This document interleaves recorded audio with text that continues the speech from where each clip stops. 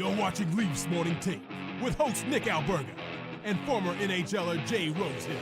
The show starts now.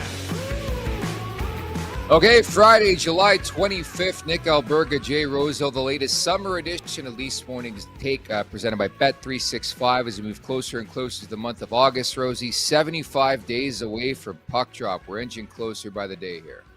I remember doing this last year, and we were like, oh boy, it's down to 20, it's down to 10. Yeah, it goes by quick, man. The summer is going to fly by, but we're still bringing it to you on this Friday in the off season. I played catch up last night. You know what I did? I watched Happy Gilmore. What a movie! I'm setting the table for the weekend. I know it's going to royally disappoint me, but anyway, I'm going to endeavor. And I set the table. I watch Happy Gilmore 1, and I'm going to watch Gilmore 2 at some point over this weekend. Are you going to watch it? Sweet. Yeah, absolutely. My kids are pumped about it. My buddy, my oldest especially, can quote the movie like front to back. I like watching those old movies with my kids that I grew up watching. Some of them they can't watch yet because they're a little aggressive, but Happy Gilmore is not bad at all. And we're all excited for it tomorrow. So we're going to be sitting down. Today, right? Yes, yeah, it's out today. It is today. Yeah, so totally excited for it. That's a classic. And yeah, I know I always get disappointed when they remake classics because it's just you just can't catch that whatever it is that they catch in a bottle when they make a movie that just hits home with everybody and becomes a classic. But I think they're aware of that, and I just have a feeling they're going to do it in a way that that's not going to ruin the first one. And you take it, for what it is. You're not going to go into it thinking this is going to be better than Happy Gilmore 1. Like, let's be serious, but they're going to pay homage to it. You're going to see the people, the storyline, see what it is. It's going to be worth a watch for sure, I think. So yeah, I'm definitely excited for it. I love that movie. I haven't been this excited for a sequel since Coming to America 2 or whatever it was called. And I was really disappointed. That was one of my favorite movies growing up. This Weird. one too. But yeah, I think if you set the table lower than expectation, I think you're going to be okay. But even watching Happy Gilmore 1, you just forget some of the jokes are just so damn good, dude. I was howling watching the movie, and you sort of forget like the little intricacies, even like the start, how we got to move with his grandmother. Like it's just such a good production. And Adam Sandler's had a bunch of those. So yeah, I'm looking forward to doing that this week and just chilling out watching Happy Gilmore too. There's some lines from that are just so goddamn funny. And like you think of like Dumb and Dumber and the Ace Venturas, like that was comedy that like the Farley brothers are just unbelievable. Something About Mary, just these classics. They don't make anymore. I've had a gripe with Hollywood of where are the comedy movies? Like what happened? Mm-hmm. Like you're not allowed. Comedy can't exist anymore. Like it's terrible the shit they're coming out with. Everything's got to be a Marvel remake or a remake of some other shitty movie that it's bad. And one that they nailed in recent years is Maverick to me, to redo Top Gun. I thought that movie was just awesome. Like the front to back, unbelievably good. I thought they nailed it. I think I mentioned that I saw F1 Brad Pitt movie the other day. It was a little bit long, but it was awesome too. So I really hope Hollywood gets back to making good movies and coming up with their own ideas and getting the writers and the brains and the creative people behind it to make some comedy movies again. So we'll see what Happy Gilmore 2 is all about. I love these old school movies. Have you ever seen The Substitute? Not that I can think of. It was like so cheesy. It was about like this army commander and his girlfriend at the time works at some high school that's like really, really ghetto, and there's drug infiltration, and she gets attacked, and she goes on the DL for a couple weeks. So suddenly he becomes a substitute teacher, and it's one of her students that attacked her. So he goes back and just pays this guy a lesson and shows him a lesson. Like it was a ridiculous story, but I watched that the other day too. That's what my off season consists of. And I think I might even rewatch The Sopranos this summer. I've got that on my docket. I just did that with Breaking Bad, went back and rewatched it. But yeah, there's some good stuff out there. Summer's a good time to binge if you get a rainy day or something like that and you don't have a full schedule. Catch up on some of that shite. Rosie and I had some homework today, a very fun, enticing episode ahead. I tasked Rosie with putting a list together of 3 names that he would trade for in terms of a Maple Leafs perspective. We submitted to social media yesterday to get your mock trade. So those are coming up. We're going to dissect some of our very favorites. Our Super Chat charity partner this season is Sick Kids. Want to make sure that your question or comment gets on the show. Hit us up with a Super Chat. Proceeds from our Super Chat will go to Sick Kids, ranked the #1 research-intensive children's hospital in Canada and 3rd in the world. So as mentioned, 75 days away from puck drop. The big story, we're not going to avoid it. So yesterday, the 5 players were acquitted of all charges at the London hockey trial. Having said that, they're still not able to play in the NHL. I believe just shortly after that, the NHL put out a statement that says these guys are still ineligible. But anything you want to tackle on that front first? Look, obviously, a delicate story for a lot of different people for a lot of different reasons, for obvious reasons. And one thing I know for sure is that nobody else was in that room that night. So people claiming like they know exactly what happened is, I just don't understand that. Another side of it is there's not very many people that were in that courtroom for the entirety of that process to hear all of the testimony and every piece of information that you could gather about the situation. Not a lot of people, especially on Twitter, were there for that either. And one person that is a woman who has been anointed a judge, who's paid to come up with verdicts after these situations. She was there for the entirety of the process. She had every piece of information that could possibly have been given on the subject. And she went off, and her job and duty is to come up with rulings on this information. And she came back and said, based on all the information, I don't believe that these guys have broken the law.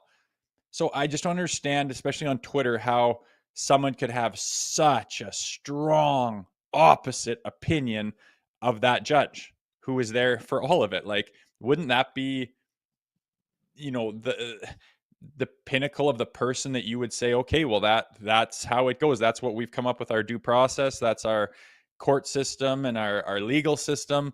And for people that have vastly less knowledge of the situation to have such a strong opinion in the opposite of this judge, I don't really understand. And as far as the NHL not reinstating them, look, the NHL is allowed to keep people out of the league that they think are detrimental to their image. They're allowed to do that. What I find unfortunate is if everyone had their worst decision they've ever made at 17 years old put on display for the whole world to see, there's not very many people that would look very good. Like, I wonder if the worst thing Gary Bettman's ever done as a teenager was put on stage, if he would still be allowed to be the commissioner of the NHL. My guess is I doubt it. I know my past and the worst decisions I've ever made as a teenager, I wouldn't look very good right now. But that's what being a teenager is about. And you grow from those things and you turn into an adult who's hopefully productive towards society. And, like it or not, or guilty or not, these players' lives have been basically ruined by this situation. And again, a judge in the court of law went through every piece of testimony and factual information you could possibly gather and have deemed them not guilty of what people have said they are. And for that reason, I just can't wrap my head around a bad decisions by 17-year-olds destroying the rest of your life. And I hope that, all the damage that has been done on every side of this thing can get moved on, and these people can be adults that have a future. That's my wish, because I just know that it's not fair to hold 17-year-olds drinking booze in a hotel room, accountable for the rest of their lives. Everyone has got decisions they made that weren't very good. So I hope that people can move through this and understand that, they went through the due process. They went through our court system, and what was found is what was found. So personally, I'm going to go off of that and hope that everyone involved can move forward. Firstly, I'm going to say yesterday was the wrong day to be on social media for a multitude of reasons. Like, among them, like, I wanted to get in there with Hulk Hogan. I deleted a tweet. like you had to separate Hulk Hogan from Terry Bollea. Like I put out a tweet, he was a giant piece of shit over the last 20 years, and all these Republicans came at me. Like it just, you can't say anything anymore. So it is what it is. Getting back to this story, I think my curiosity now is like the fallout. What happens? Will there be defamation cases? What happens to the players? Will they play again? I know one guy specifically like retired. Will he come back? And I wonder how long the process looks for the NHL to make a determination that these guys can be reinstated. I think because it's happened, and that was the only statement you can put out, I think, if you're the NHL yesterday. But would I be shocked mid-September comes around, the NHL puts out a statement, these guys are good to go? Probably not. For me, the fallout is what intrigues me the most here. Yeah, for sure. What's going to happen? I mean, are these guys never allowed to play hockey again in their lives because of that night? Some people think they should go to jail for the rest of their lives, right? I mean, there's going to be crazy opinions all over the place. Again, this is a really sensitive topic for a lot of different people for a lot of different reasons. I'm personally don't think that their careers, they should never play hockey. If they were found guilty of doing so, then I think they should go serve their sentence, and that's probably the end of their hockey careers. But they were found not guilty. So I have trouble saying no, they need to pay more for what they did. I can't come to that conclusion. Their lives are upside down. When they have children and their children Google their names, that's the first thing that's going to come up. Their lives are irreversibly turned upside down. That girls as well, everyone involved in this lives have been completely tarnished. And again, no one was in that room that night, but all I can go off of is what the judge who went through the entire process came to the conclusion of, and that's that they're not guilty. So in my mind, I think that they should be able to play hockey still. I'm leaning towards the fact that they probably will be able to, but I understand why the NHL has to put that statement out yesterday of they're not reinstated right now until we look into it further. What are you going to look into that's further than the court case that just happened? But I think they do have to save face. And if they do get reinstated, there will be a shitstorm on Twitter of all the people saying they need to be burned at the stake. How insane are you? Oh, the patriarch, all this bullshit, whatever.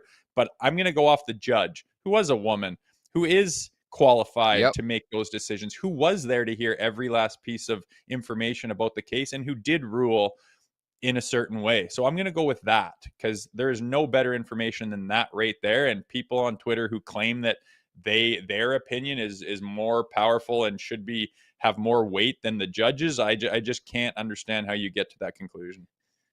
Suffice it is to say, mishandling of sorts from a variety of different parties. Among them, let's not forget about Hockey Canada too. Okay, the slush fund, and like she got paid too. Like it's just a clusterfuck of a situation. I don't think this is a conclusion, but certainly along the way to the conclusion of what's been a crazy, busy, and loud last 7 years. And ultimately getting to the hockey conversation, there's some guys on that list who were really good players, There's a team in Edmonton.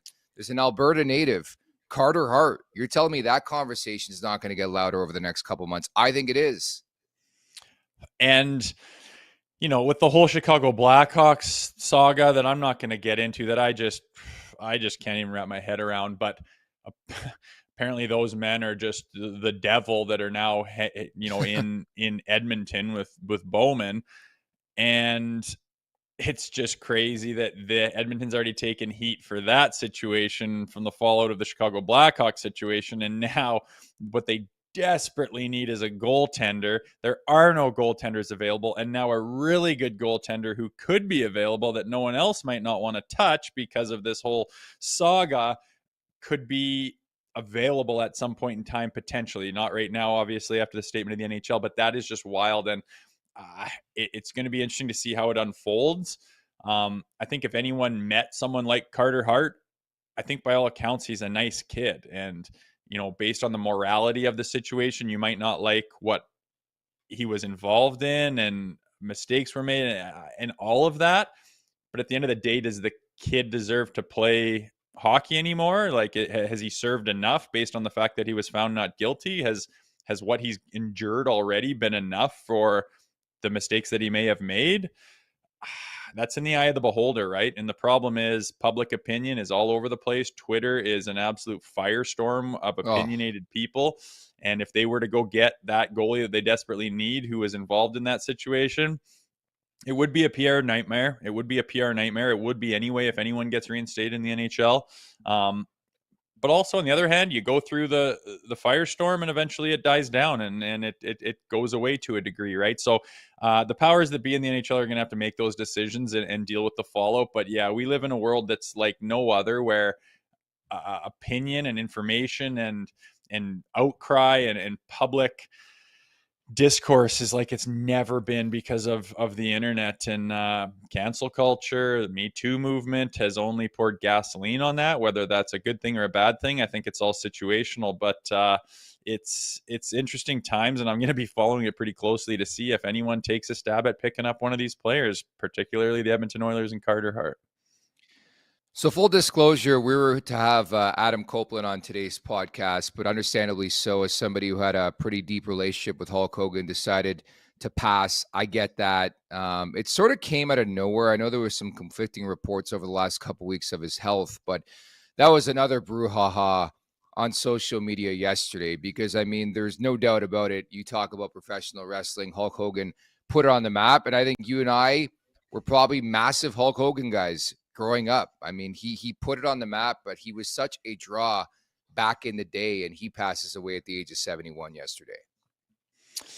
Yeah, I was a big Hulk Hogan guy. My brother was a big Ultimate Warrior guy, and we went to Calgary I like that. and saw them one time, man. And I actually fell asleep by the time Hulk came out and wrestled, so I missed him. But he was my favorite, and to hear him pass away, I don't know what those guys went through, put their bodies through, the substances they probably abused in the 80s and throughout.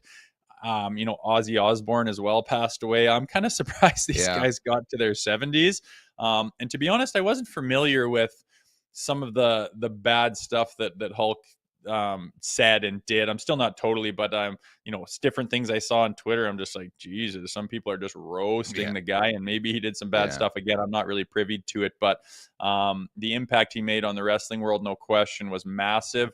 Your opinion on him personally, I guess everyone's going to have one. Very well said. And so we move on. The Toronto Blue Jays on complete fire. They win again last night against the Detroit Tigers. And I want to remind you about Lindsey Dunn and three-time MLB All-Star Whit Merrifield, a new podcast you got cooking here over the Nation Network, The 6-Inning Stretch. It offers insider stories, unfiltered takes, exclusive interviews, and all the biggest headlines from around the majors. New episodes drop every Wednesday. So like, follow, and subscribe to the 6-Inning Stretch wherever you get your podcasts, or watch full episodes on Blue Jays Nation YouTube channel. At the Leafs Nation 401, hit that like button, hit that subscribe button. Leafs Morning Take, wherever you find your podcasts. Make sure to leave us a 5-star review. And don't forget to visit theleafsnation.com. So, Rosie, we listen to our viewers and our listeners, and a bunch of you wanted us to do like a mock trade edition, a summer edition of Leafs Morning Take, where we have you submit your mock trades and we break them down. So that's exactly what we did. We took to social media on Thursday, and a good chunk of you sent into some proposals. So let's break it down, Rosie. Let's do it, buddy. Let's break it down. I want to be the first to admit that this isn't my strong point. I mean, some of these trades, like 3-team trades with Pig, I'm just like, oh my God, I'm overwhelmed. I'm like, I don't know if this is good. I don't know who's winning this. It's really difficult, but it's what people love to do online. Some people get so deep into the woods, and like you said, people have come up with some ideas and some potential trades, and we're gonna go through them. So let's get into it. It's kind of fun. The following segment is brought to you by our good friends over at Greta Bar YYZ, the ultimate hangout spot in Toronto. Carabana weekend is coming up August 1st, 2nd, and 3rd. They've got DJs, drink specials, and a Carabana-themed Regretta night with $5 almost everything. Plus, don't miss the Nima Nas after party on August 9th. Grab your tickets now on Show Pass. For more info, head on over to GretaBar.com. That's GretaBar.com, 590 King Street West. Greta Bar, let the games begin. Michael Dix, one of our favorites here in the chat. Trade Nick for a bag of pucks. Would you do that trade, Rosie? More unprovoked attacks for Nikolai over here. I take it. I take it. All right, here's the first one from JMoss16. And full disclosure, these coming from social media, specifically Twitter. You can follow us right now at the Golden Muzzy, at J_D_Rosehill to follow Rosie. At JMoss16, Toronto trades Bob McMahon, Callie Yarncroke, Nick Robertson, a 2028 first-round pick, and a 2029 second-round pick. I didn't finish this, so I'm going to have to find I it. know, I'm looking at it going for, that's it. They just got rid of him. That's it. They just For give who? these guys up. Okay, I'll get to that one in a second. Let's get one to Meller683. Toronto trades Domi and Riley to Seattle for Jared McCann. How do you feel about that trade? Potential. McCann's not like, I got to pull these guys up. It's, again, my brain doesn't work in a way that is conducive to remembering numbers like crazy. I just had him up today. Anyway, potential to move Riley in his 7.5 sheets. That's kind of enticing just based on kind of the direction he's been going.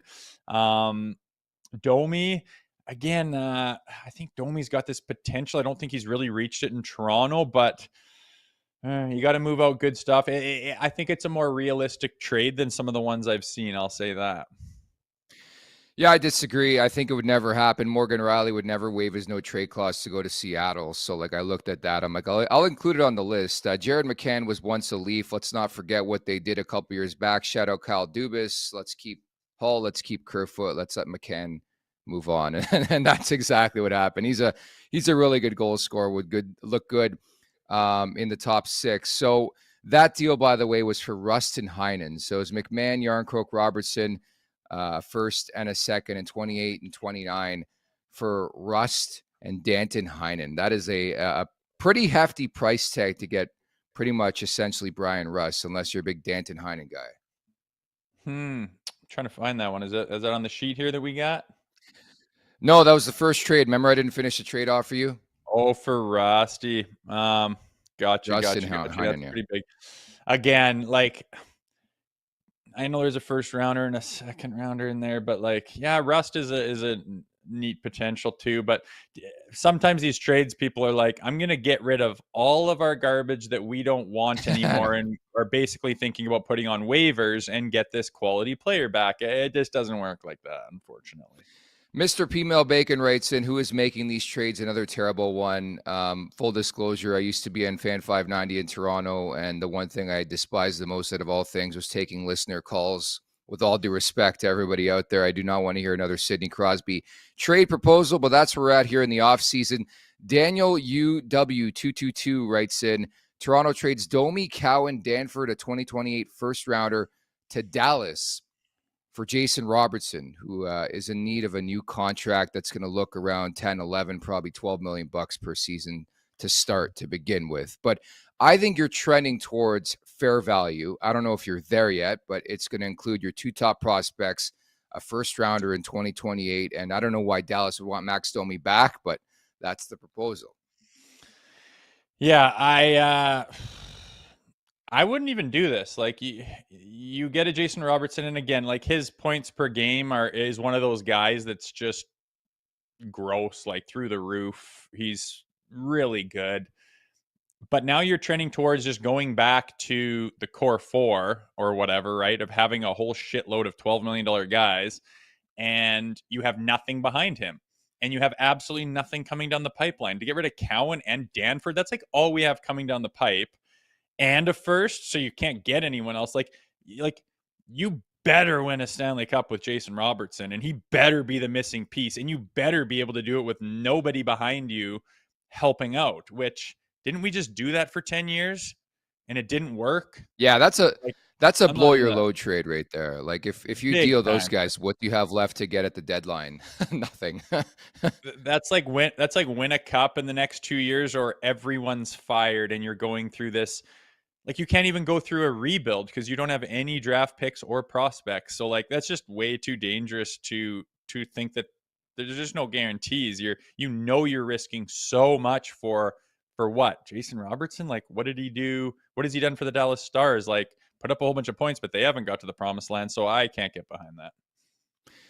I will credit, who was it? Daniel, who writes that one. It's closer to fair value. I don't know if Dallas would accept that deal. I think Toronto would do it probably in a heartbeat because Jason Robertson is an elite player, but I'm not sure Dallas would approve of that transaction. Meantime, Ryan Heslop writes in, Toronto trades Robertson, Danford, and Domi to Anaheim for Mason McTavish.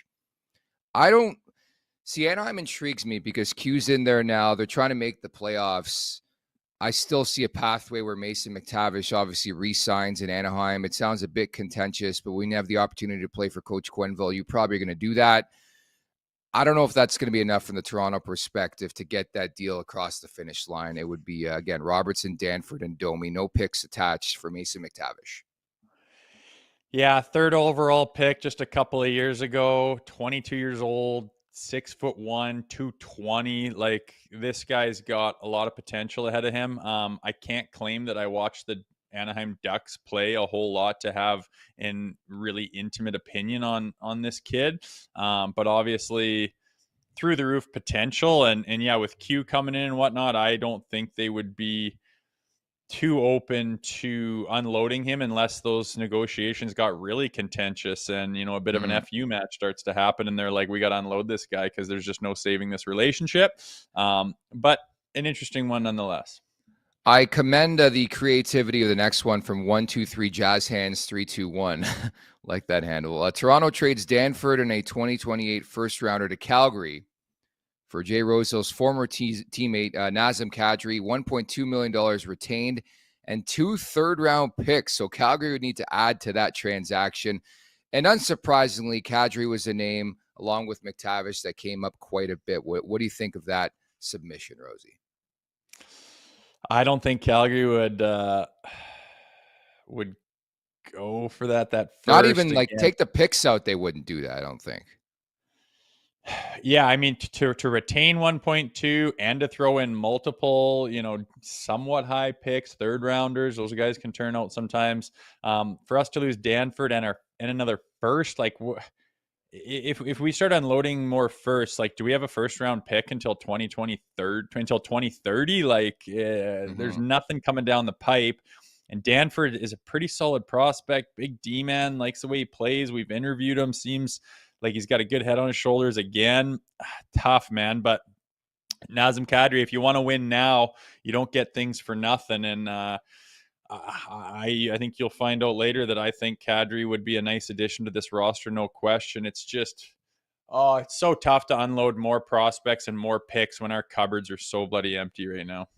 It seems to be a theme, by the way, in these proposals, the names. Carlo's there a lot, Kampf's there a lot, Cowan, Danford, 2028 first rounder, Domi. But that's what we're getting at. And we've talked about this a lot this summer, where it's like you want to be involved trade-wise. You wanted Peterka, guys like that. But ideally, what are you giving up is the big question. And along those lines, I wonder if you're better served waiting until the trade deadline to make a massive splash. Like, are there names out there that would really definitively put the Maple Leafs over the top is the big question. Meller683 writes in another one. Toronto trades Kampf, Carlo, and Cowan to New Jersey for Dawson Mercer and Dougie Hamilton. I think that's an easy no from New Jersey's perspective, probably. Potentially.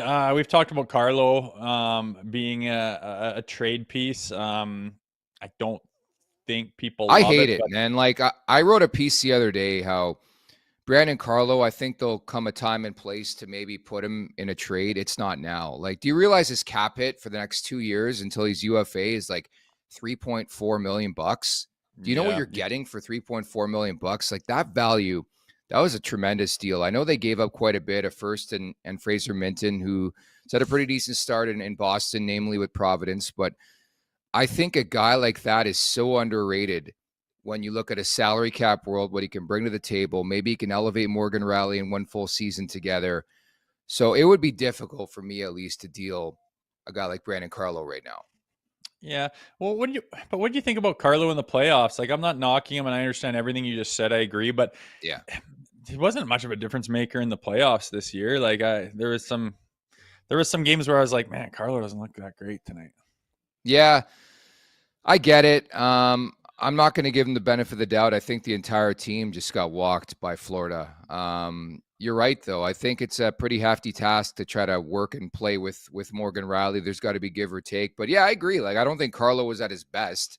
Having said that, I still want to give him a shot to like blend in and be a Maple Leaf. I mean, he played a handful of games, and all of a sudden, people want to deal him. But I love that price tag too much, where it would require a pretty good sizable return for me to deal Brandon Carlo, just because you can't find value like that around the league the way the Leafs can find it right now, especially in a cap world. You know, they're going to spend close to the cap to get him around $3.4 million for 2 more seasons. Like, I'll take that, please. Yeah, I have no problem keeping him around for this full season at that cap hit and seeing what we can make of it, seeing if you can put together a deal. In my mind, the theme this fall is all these players in the room, and lots of them we don't know how they're going to look, who they're going to fit with. So it's going to be a season and a fall of figuring out who works well together, finding chemistry, and building a system that creates an identity. That's what it is. And I mean, at the end of the day, if you can get past the trade deadline, and depends on what changes are made there, but you look at what team you're going to be rolling into the playoffs with this year, I think there's potential for it to be this powerhouse of a team who has adopted a system, who has gone through ups and downs of a season and knows exactly what works and knows exactly what doesn't work, and is confident in themselves, and is really, that whole link arms and let's go to war together type of mentality. I think there's potential for that to happen this year more than there has in the past. And in the past, it's been, well, here's these, $12 million players. Hopefully they score a shitload of goals because they're really, really good. Like, that's kind of been the mentality. And then when your back gets against the wall, the other players are like, oh shit, am I supposed to do something here? And those guys were like, am I getting any help here? And it's just, no one was on the same page. They didn't have an identity to fall back on. And I think this group has potential to do that. And to me, that's the theme of the fall here is getting that underway and seeing what it looks like. At C Nishio 9, Toronto trades Cowan to Calgary for Jonathan Huberdeau, 25% retained. Something tells me you're not going to like that deal very much. Hubie, I got buddies in he's come around a little bit, but man, that was a tough start in Calgary for Mr. Huberdeau. $10 million a year for a long time, losing to Chuck, and 25% retained. I think Cowan has the opportunity to make an impact on this team. Like, I'm not guaranteeing that's going to happen. I'm not saying there won't be growing pains. And I'm also not saying that he's even going to necessarily make the team out of camp, but there is potential for everyone to look at each other and go, oh man, it's he fits here. He loves it here. This works here. I could see him having more of, like, how Matthew Nyes almost has like a leadership role, and his experience should not really lead to leadership qualities, but it just is. I think Cowan could be in that same boat, more so the way he plays. Imagine Domi playing the way that I spoke of on Wednesday, the way I want him to play for the Leafs, and Cowan just being a buzzsaw out there. Like, those two guys could be like these, one and the same as far as how they play, with a physical edge and getting in everyone's face and just working their nuts off and getting an opportunity offensively and burying it, and then the big Sally, and then drop the puck again and off they go, forechecking like crazy, running anyone through who wants anything to say about it. It's just, I think the potential for him to be exactly what we need is there, and I'd like to hold on to Cowan. Our guy Vangeli writes in, I really didn't understand all the excitement when we obtained Carlo. I agree with Rosie. He didn't impress, especially during the playoffs. Maybe next year will be different. Our guy as well, Emilio Beltrano, another Kaka trade. I love how he says shit in Italian. Our guy Emilio, and I love the Emilio shout out there as well. Got one more to get to here, Rosie.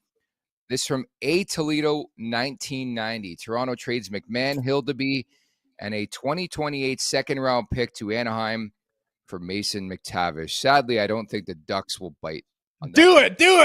Yeah, I'd pull that trigger. That's the one where I'm like, oh, all day, pull trigger. Yeah. Everyone else, I'm just like, oh, what? How? What does that look like? It's tough. And again, I don't really love these.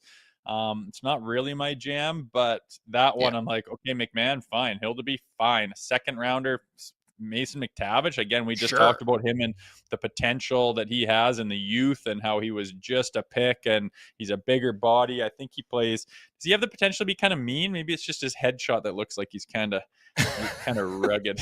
No, Again, he I don't plays a watch bit the Anaheim heavier. Ducks very much. He plays a bit heavier. He's got the history with the OHL, and yeah, I think he uses his frame more than most players. We'll say that. At the Leafs Nation 401, hit that like button, hit that subscribe button. So I put a piece together last night over at the LeafsNation.com, and I know I've been going overboard, and Oilers fans are hating me for this on social media about McDavid, but excuse me, whether they've done it or not, I think the Maple Leafs have put themselves in a really, really good position to strike next summer. All right. So I went over to Puckpedia. Right now, they have roughly $24 million in cap space. There's a multitude of guys who could be UFA. Scott Lawton, Anthony Stolarz in that conversation, Bob McMahon. There's one other guy too, but they've at least kept the door open where next summer they can do something. And it's not necessarily McDavid. I mean, Kyle Connor might be out there, Kaprizov, Alex Tuck, Schmaltz. Like there could be some legitimate names available. And I think they put themselves in a position, if they want, that they could strike next summer. Yeah, and I think that's a good feeling. We talked coming up to this year's free agency about how I wish it was next year's free agency because there is a plethora of high-end players that are going to be up for grabs. And oftentimes I feel like, the Leafs are kind of like, well, that's great for everybody else, but we just have no way of getting any of those players. We don't have the cap space. We're committed to these players for these exorbitant contracts, and we're not really going to be in the running for any of those players. And next summer, that's not going to be the situation. It's going to be more exciting. And Tree Living, depending on how this season goes ahead of us, is probably going to be on the prowl for a fairly large acquisition where you get a player and have the money to pay him to convince him to come to Toronto. Who that is, I don't know. Again, that's going to be exciting. So we'll see what happens. It's just nice that they are in a position to do something like that. It's not every day you have the cap room to make a major splash. And McDavid aside, I get that would just be like earth-shattering news and probably a pipe dream, but still possible nonetheless. It's cool that they're in the driver's seat, so to speak, that they could make a move if they so wanted to because the money would be there. Yarncroke, Lawton, McMahon, Stolarz, all unrestricted after this season. RFAs, Matthias Michelli, and Henry Thrun. So they've done a pretty good job of acquiring a boatload of players who are in the threshold of like $3 to $5 million, complimentary pieces, if you will. Something that's been missing in the last decade, I think. Yeah, the big one now is getting those guys to play like $4.5 million players. True. Again, you mentioned Carlo for that reason. I mean, if Carlo was making $6 or $7 million, I think you'd probably have a little bit different of an opinion. But with his cap hit for the next couple of years, it's just you can't replace him for anywhere near that. So I understand your sentiment on Carlo there.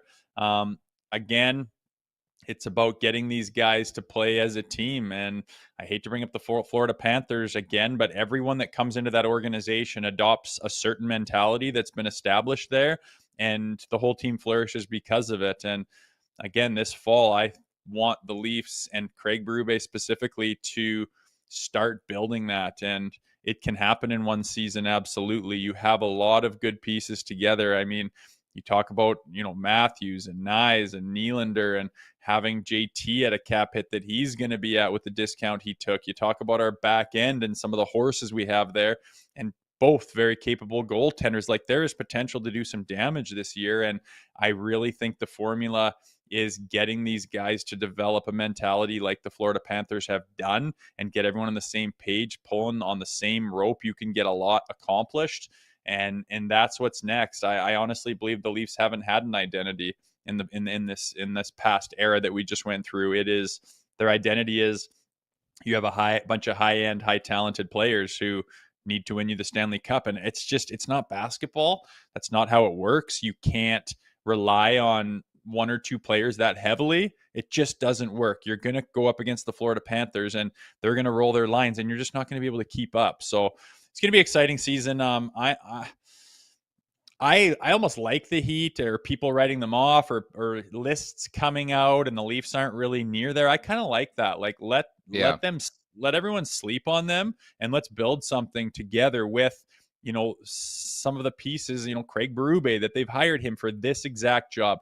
Build a team that's going to be able to have success in the postseason. And I'm looking forward to them getting underway here with the new look to this team this fall.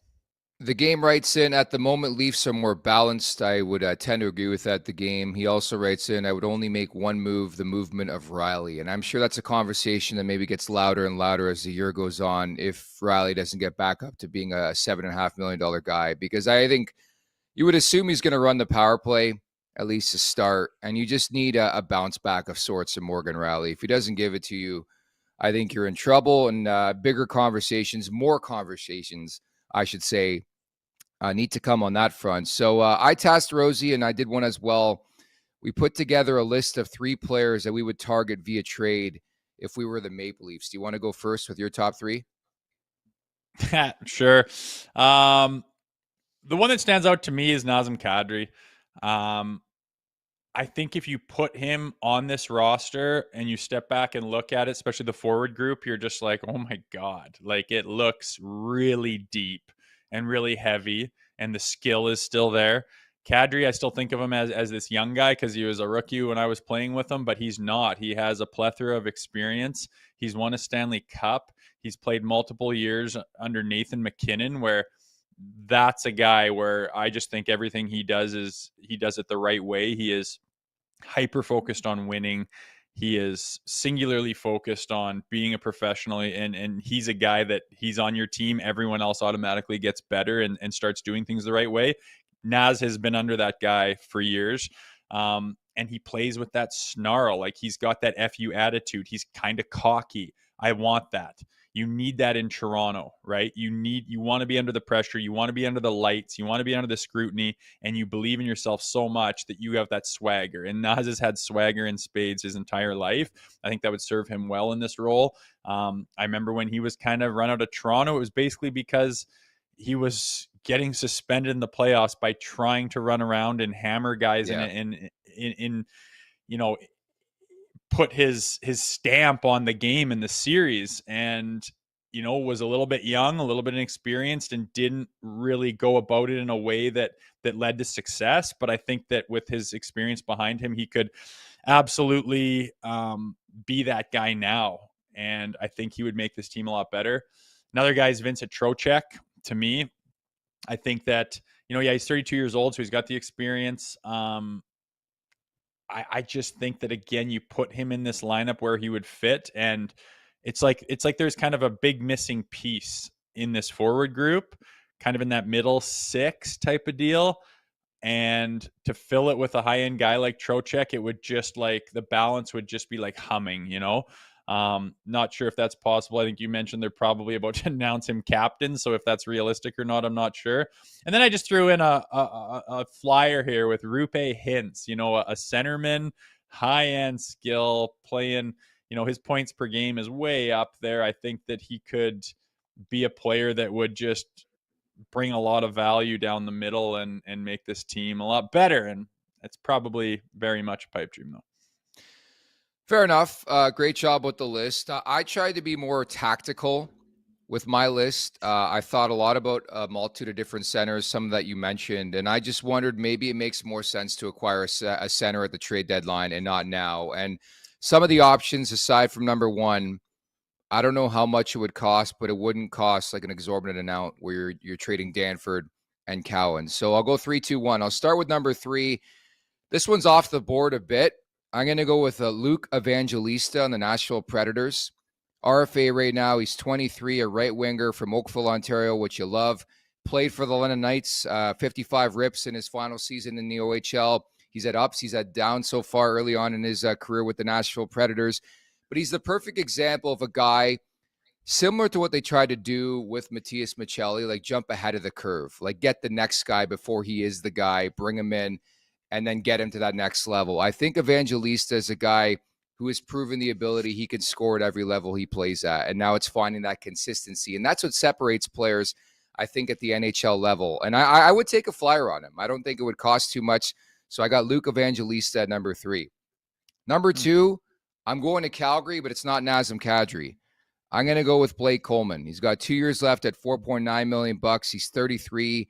Most importantly, this guy is versatile. He could play on your first line. He could play on your fourth line. He could play center. He could play the wing. And he's won recently. He won back-to-back Stanley Cups with the Tampa Bay Lightning. I think it would be an easy decision, at least for me, to go after a character, a grit guy like Blake Coleman. So he's number 2 for me. And number 1's a guy we've talked about quite a bit. He's on the thumbnail on today's show, Mason McTavish. I just think this guy checks way too many boxes, and he can play the wing. He can play up the middle.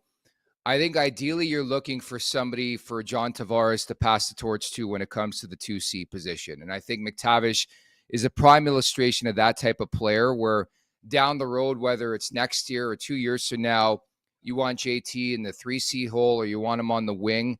I think it makes that transition easier when you have a guy like Kadri or a guy like Mason McTavish, who's just 22. And he's going to get paid. I mean, I don't know if it's going to be with Anaheim or somewhere else. Doesn't sound like an offer sheet's going to be in the mix here this summer. He's going to make his money. But I think he's at a point where he hasn't totally popped off yet. And he's another, again, great example of a guy that you're waiting. Maybe you get him before he completely pops off. I mean, higher pedigree with where he was drafted. But that's sort of what my approach would look like if I was Brad Treliving, trying to find a guy who's ready to pop off. I know number 2 is Blake Coleman, who's a vet, who's won before, but it's hard to find a winning pedigree the way you'd find in Blake Coleman. Yeah, that Coleman's interesting, man. His name hasn't popped up, and living near Calgary, you see a bit of him, and I've always been a big fan of him. I always chuckle that he's from Plano, Texas. Doesn't really fit the bill. It's kind of odd, but seen lots of interviews and sit downs with him. Quality human being, good character. I think great teammate, locker room, being around the guys and everything. I know people hate when you say he's a locker room guy, but and then brings a lot of versatility, like you said. I think he could fit into this quite well. Interesting name that you just chucked him out, because I've always been a fan of him for sure. And yeah, I know what you're saying, man. It's what every GM is trying to do. It's get guys signed before they pop off. Ultimately, all you're trying to do is, under the salary cap, have a salary cap at what it is and have your team playing way above that. Have as many guys possibly on your roster that are underpaid, who perform higher than their contract, because nothing kills a team more than a $12 million guy playing like a $7 million guy. It just murders you, right? You can't move him. You can't move anyone in. You're completely handcuffed, and every GM is trying to find players that are playing above their contract. It's easier said than done. The timing has to be perfect, and luck has to have a lot to do with it. But yeah, the guys you mentioned absolutely are guys that you're trying to get on your roster who are going to be performing higher than you have to pay them. I think at times the NHL is so random. Like the one team, if I had to watch and monitor one team this year, and funny enough who it is, it's probably Calgary. I think last year, not to like poo-poo what they did, but I don't know if that was the real Calgary Flames where they're at right now. Like I think a bunch of guys punched above their weight. It started with Dustin Wolf in between the pipes. And I wonder, like if Calgary gets off to a bad start, do they pivot? Do they look at the long game? That's a big year, man. Gavin McKenna is like a can't-miss prospect. Does Kadri suddenly become in play? Rasmus Anderson in the back end. Blake Coleman. Like there is a lot of enticing options on that roster. And then we could start to have that bigger conversation. Would Calgary be open to trading with Toronto? Because ultimately we had that convo with Tanev. He goes to Dallas. And that is a pretty significant roadblock, I would say, too, is the Flames and Brad Treliving having been the GM there for many years. I know, which is kind of annoying. I don't really fully understand what that's all about. But I do know, like, people around here, again, big Oilers fans, big Flames fans, and the Flames went on that little bit of a run at the end of the year. They still didn't make the playoffs. I think it kind of hurt them overall that happened. If you're going to go on a little run, you better make the bloody playoffs. And try to do some damage, see what you got, make some money. Great.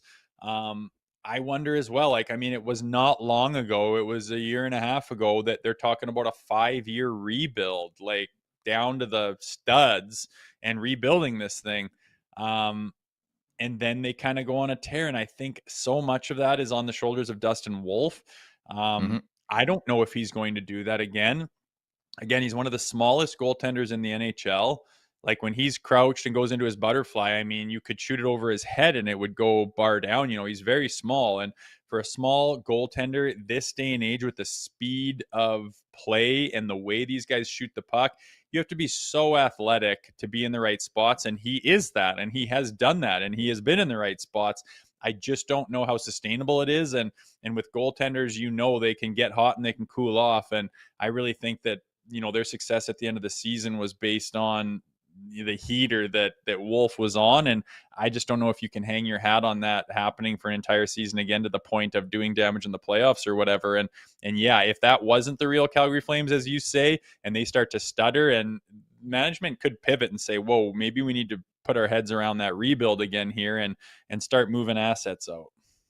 It's time now for the last call, brought to you by Bet365. Whatever your bet is, it's never ordinary at Bet365. Download the app and get in the game. Use code NATION. That's NATION, N-A-T-I-O-N. Must be 19 or older. Ontario only. Please play responsibly. If you're someone you know has a gambling problem, visit ConnexOntario.ca. Tonight, back to the Blue Jays. Maybe even sprinkle on the money line. I like the over 9 in that game, priced at -1.5 right now. The Jays on the road in Detroit. You would think there's going to be a bit of a response by the Detroit Bats in that game. So give me the over 9 in that game, Rosie. I like that. What do you call it when you take the Jays on the spread? What would be the puck line in hockey? The run line. Run line. We're going run line for the pesky Blue Jays. They're on a heater. Yeah, I'll take them on the run line. I still laugh as baseball guy. What's their huge baseball guy? Clearly, in the last 20 games, like how many have they lost? Dude, they're on fire, dude. I put a wad down on the one where they got smoked. It was very disappointing, but it's exciting that they're doing this. Even my auntie in our family chat last night is like, are you guys watching the Jays? I'm like, what the hell's going on there? They're capturing a lot of people who aren't normally sports people, but I hope it makes for a really exciting September and October, and the whole country can get behind them as they are Canada's team.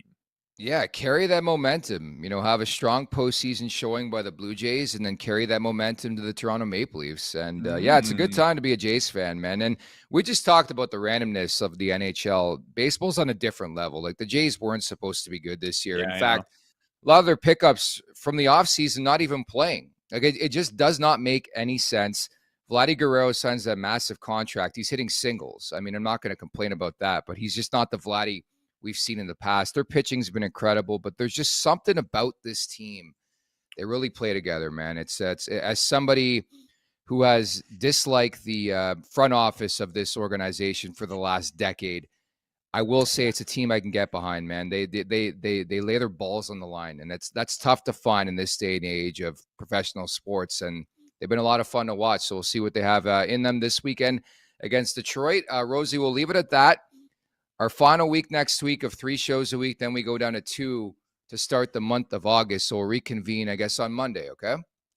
Sounds good, Mang. I will be there. Looking forward to it. Have a good weekend, everybody. You as well, at the Leafs Nation 401. Hit that like button, hit that subscribe button. Leafs Morning Take, wherever you find your podcast. Make sure to leave us a 5-star review. And don't forget to visit theleafsnation.com. Once again, thank you to everybody who took part in our mock trades, submitted some pretty tasty ones. So appreciate that on the social media front. Thank you to producer Vic. For Jay Rosehill, I'm Nick Alberga, and we'll talk on Monday. Take care, everybody. Make sure to check out more of our content right here on the Leafs Nation YouTube page. We got long-form interviews, we got clips, we got epic rants by Jay Rosehill. We simply have it all. And don't forget, you can find out much more at the Leafs Nation.